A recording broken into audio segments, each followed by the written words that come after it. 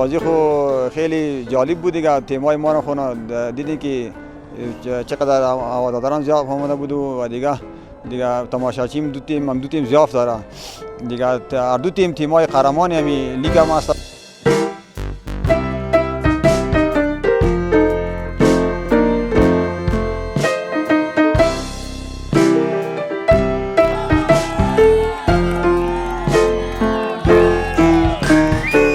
اگر مردم ما و ملت ما از این برگزاری تا مراسم ها خوشحال می شوند و ما به خاطر خوشحالی ملت و مردم خود ایرا دیگه خوب است که این مسابقات برگزار شد، بخاطر که ملت و مردم ما از این چیز لذت ببرند. احساس خوب داریم. هر تیمی که خوب بازی میکنه خوب برای ما او را تشویق میکنیم، ولی خاصتا خو طبیعت است که هر کس باید ولایت خود تیم خود زیادتر تشویق بکنه.